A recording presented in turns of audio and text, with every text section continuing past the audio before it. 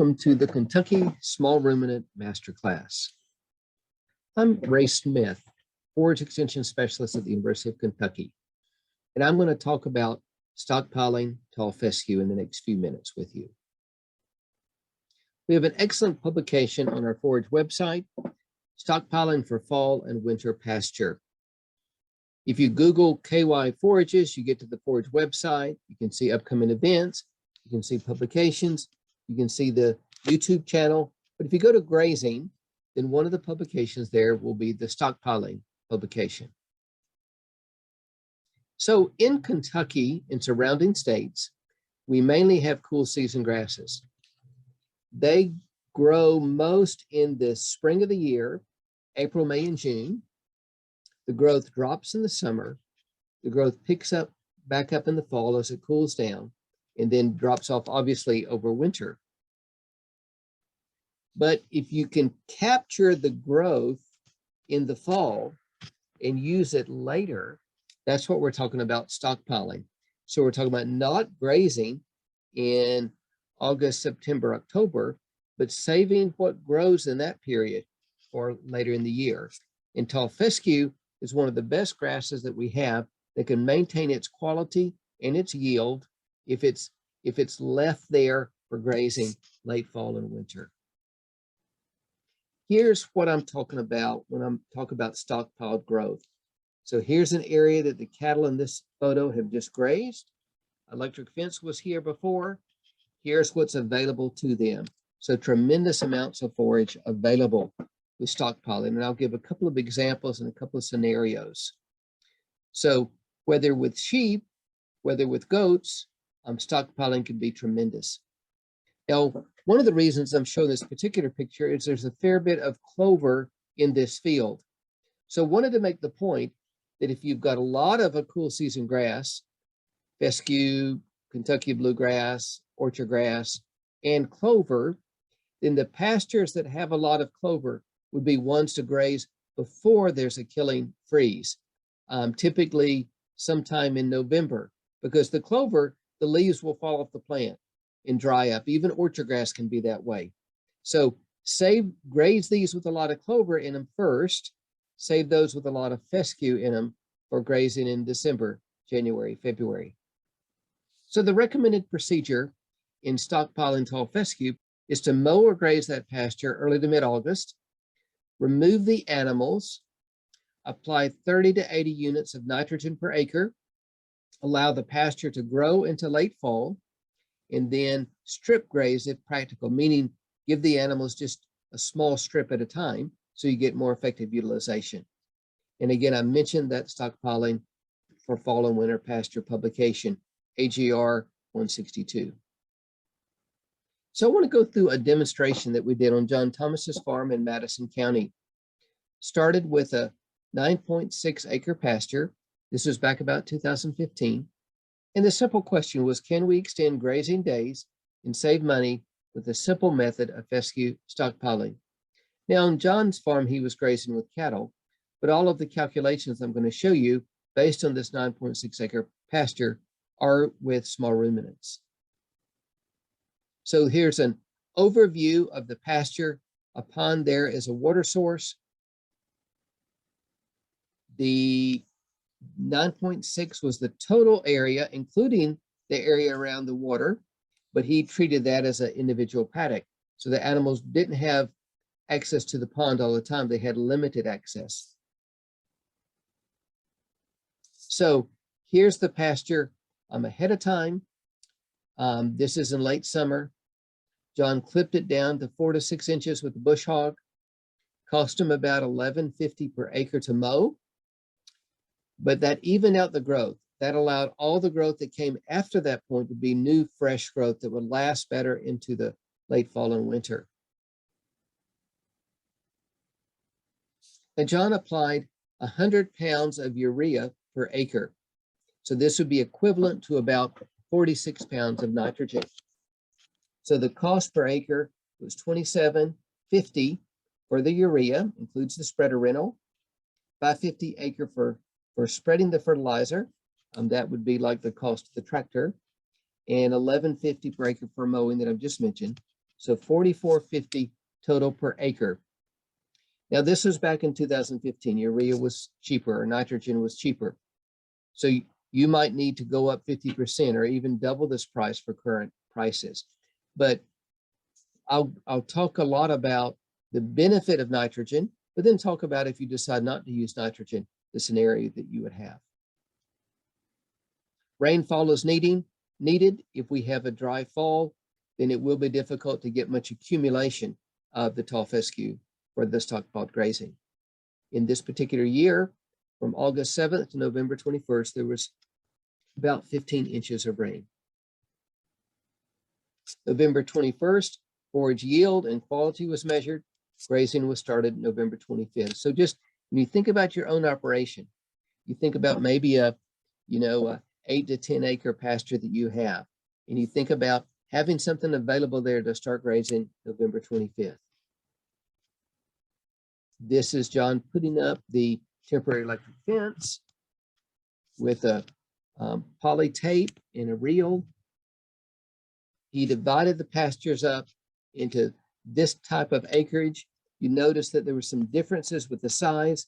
A lot of that was based on just how much production was available. And as again, I mentioned, he fenced off around the pond, gave limited access, but during one of the grazing periods, he let them have full access so they could graze that forage. January 6th of 2015, the final paddock was grazed. This was the kind of production that was there. John got 46 days of grazing on that 9.6 acres. And I'm going to show you how you would have the potential to get that same amount with your sheep or your goats.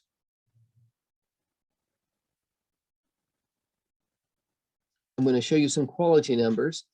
The material was clipped back in November at the start of grazing and again in January.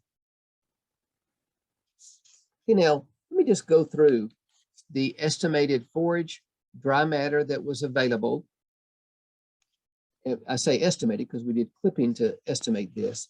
But on November 21st, on that area, a small area of the field where he didn't apply nitrogen, he had 1,990 pounds of dry matter per acre. So that was what was available. With nitrogen, with that 100 pounds of urea, it increased the yield to 3,200 pounds per acre. That was what was there November 21st at the start of grazing.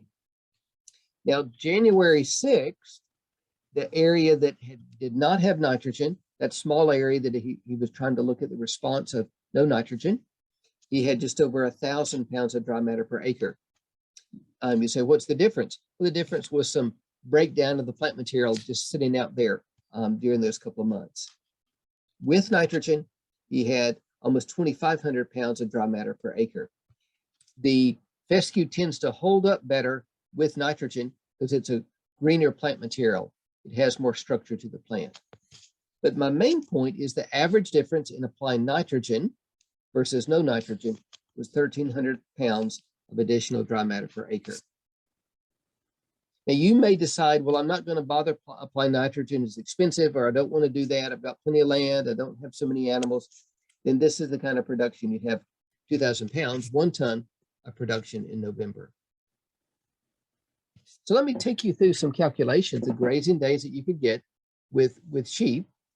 And I'm going to assume 200 pounds, a smaller ewe with 2 lambs, 3% of the body weight per day required for forage consumption. That's just a good average with a lot of types of livestock, particularly small ruminants. So that would mean that each of these ewe and 2 lamb, each of these groups would require 6 pounds of forage. If we had 75 head, meaning 75 ewes with their lambs, then 450 pounds of dry matter per day would be required for the herd. Okay, the pasture with nitrogen at 3,200 pounds times the 9.6 acre pasture times a 70% utilization. John had out there over 21,000 pounds of dry matter.